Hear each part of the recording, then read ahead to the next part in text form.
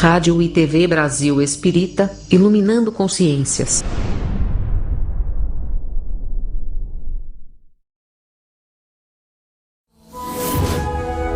A rádio e a TV Brasil Espírita apresentam o Evangelho segundo o Espiritismo e sua simplicidade. Apresentação: César Perry.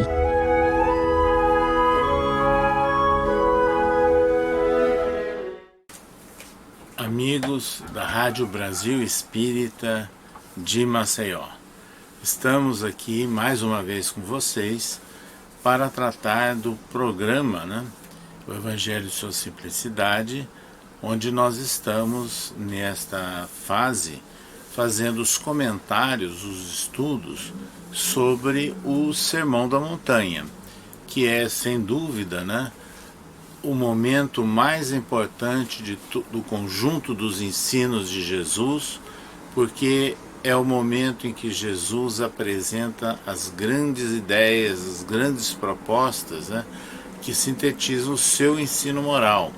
Ou seja, o Sermão da Montanha é a alma do Evangelho.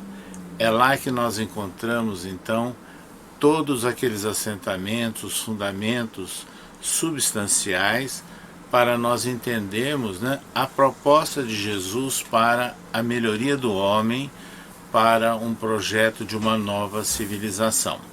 E dando prosseguimento aos estudos já iniciados em programas anteriores, nós estaremos hoje abordando uma bem-aventurança, que é bem-aventurados os humildes de espíritos, porque deles é o reino dos céus.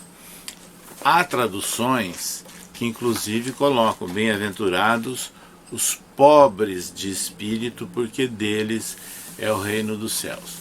Inclusive na versão bíblica que Allan Kardec adota nas transcrições do Evangelho segundo o Espiritismo, que é a tradução da bíblica de Lemaitre de Sacy, lá da época de Kardec, era a Bíblia mais difundida na França. Então ali o Lemaitre de Sacy também traduz bem-aventurados os pobres de espírito. Essa questão de pobres de espírito dá margem, sem dúvida nenhuma, a algumas polêmicas. Houve época em que alguns intelectuais, inclusive, faziam críticas, a essa bem-aventurança, levando ao pé da letra a palavra pobres de espírito, porque eles faziam uma analogia, uma comparação com aquelas criaturas que tinham deficiências, de ordem principalmente mental, e isso gerou um certo preconceito, inclusive, por parte desses intelectuais. Mas Allan Kardec, ele trabalha a ideia no Evangelho segundo o Espiritismo, que a palavra pobres de espírito, ela pode ser facilmente compreendida com o significado de humildade. Então, bem-aventurados os humildes de espírito. E, aliás, há traduções bíblicas que utilizam exatamente essa palavra, Bem-aventurados os humildes de espírito. Nós encontramos também, em outras traduções, bem-aventurados os pobres em espírito. Então, aí também, essa versão em espírito dá margem a significação, a sinonímia de humildade também, diferente daquela expressão mais seca, pobres de espírito. Mas, como Allan Kardec faz essa análise no livro Evangelho segundo o Espiritismo, é sempre bom nós lembrarmos, nós considerarmos que realmente não é aquela ideia que foi criada por alguns eruditos, por alguns homens intelectualizados, criticando a expressão pobres de espírito. Mas quando nós entendemos como sinônimo de humildade ou de pobreza em espírito, Então fica claro para nós o verdadeiro sentido dessa bem-aventurança. Então, na realidade, Jesus estava convidando todas aquelas pessoas que ainda têm dificuldades, né, em absorver, vamos assim dizer, uns contextos da humanidade, mas tem humildade, tem simplicidade, né? Essa que é a ideia central. Então, bem-aventurados os pobres de espírito, com o sentido de humildade, é realmente algo que é significativo para nós espíritas. Porque, vejam bem, bem-aventurados então são esses, porque é deles o reino dos céus.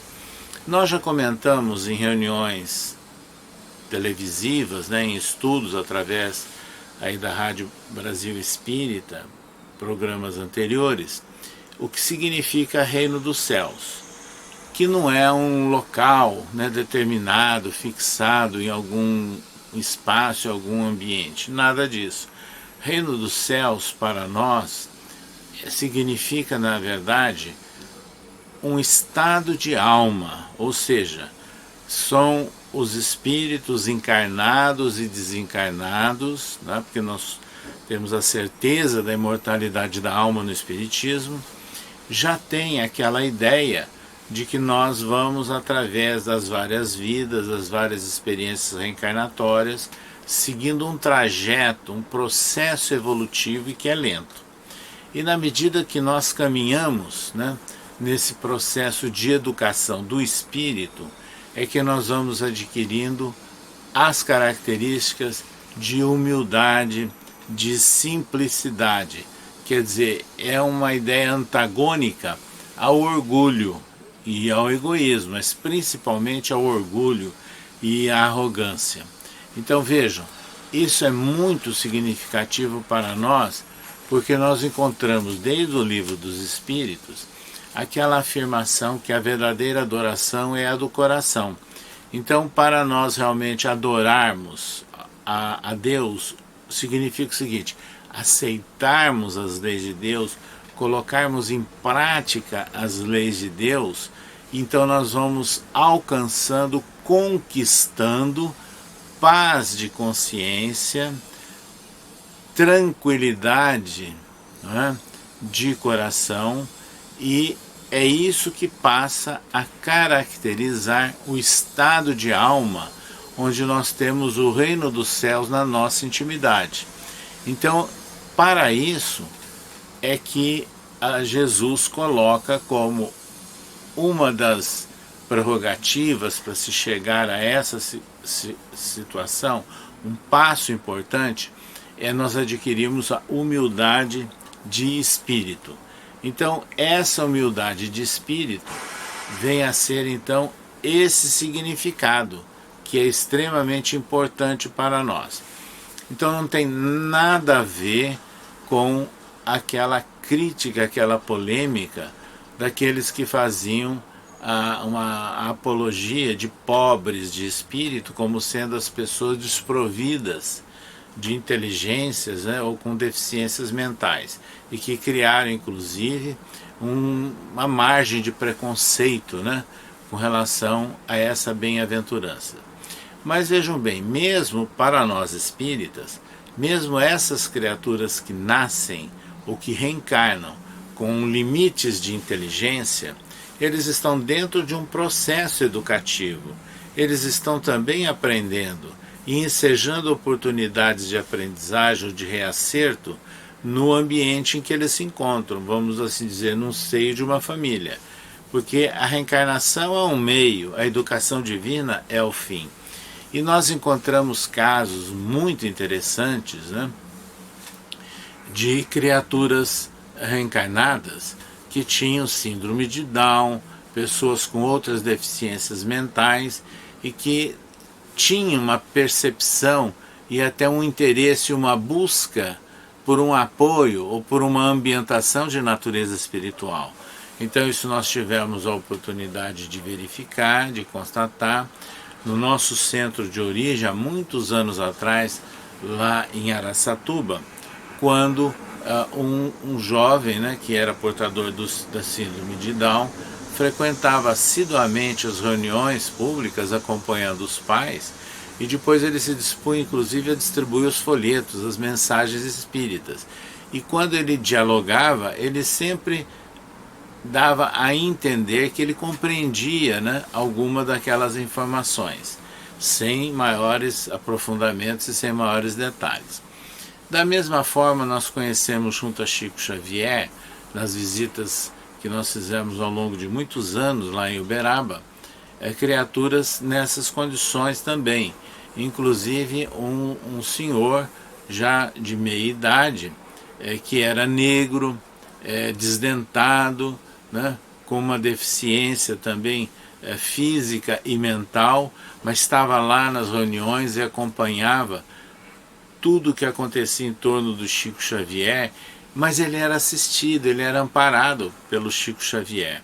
Ou seja, ele passava momentos, vamos assim dizer, de um refrigério, de um alívio, né, naqueles instantes que ele participava da reunião do Grupo Espírita da Prece. Mas nós sabemos, por informações da literatura espírita, que esses encarnados nessas condições, eles também absorvem as informações e as vibrações de natureza espiritual.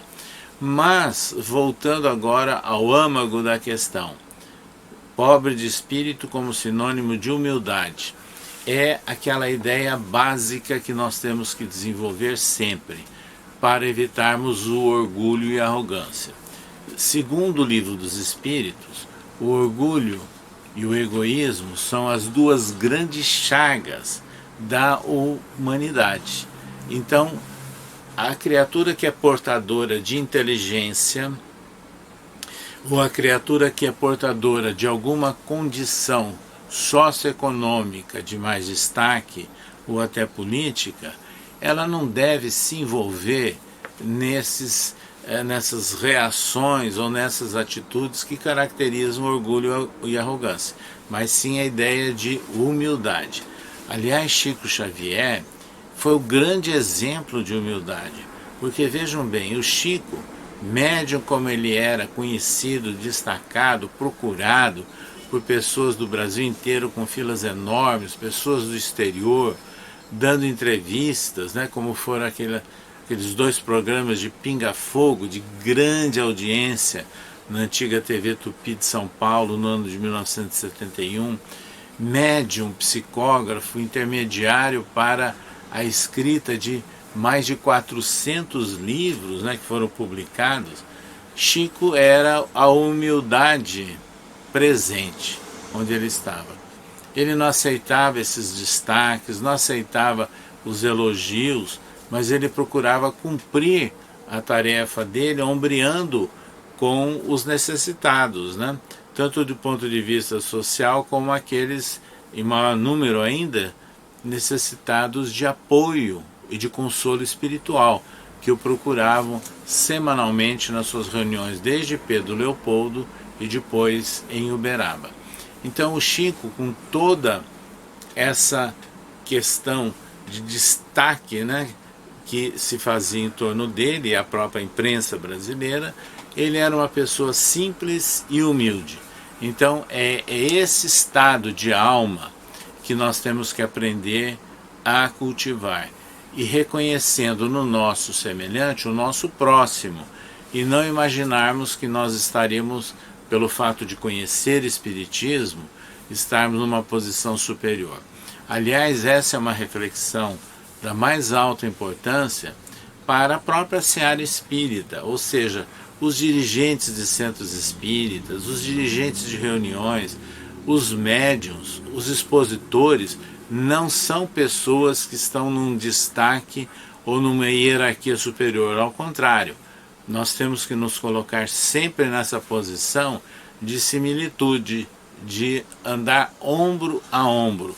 Então é esse exercício que se chama de humildade e que deve ser feito. Aliás, no Evangelho segundo o Espiritismo, há uma mensagem nesse capítulo que trata dessa bem-aventurança, que é intitulado O Orgulho e a Humildade. e que é o caminho, inclusive, que os Espíritos nos apontam para nós vencermos, né, as tentações, vamos assim dizer, essas circunstâncias que existem na Terra que às vezes facilitam a exaltação do ego, ou a exaltação da própria pessoa. Então, os Espíritos escreveram que a humildade é uma virtude muito esquecida, às vezes, por parte de nós encarnados, porque os grandes exemplos de humildade foram dados, inclusive por Jesus, e por várias pessoas que se destacaram no seio da civilização, mas que passam às vezes desapercebidos. Ao passo que o orgulho é considerado o terrível adversário da humildade.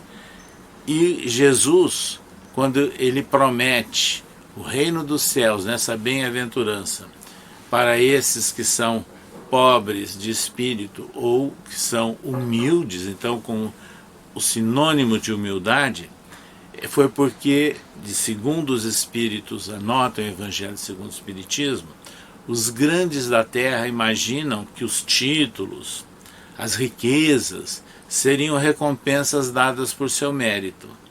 Mas, na verdade, em essência, é aquela simplicidade que deve valorizar, né, o cultivo de valores nas nossas existências, de virtudes.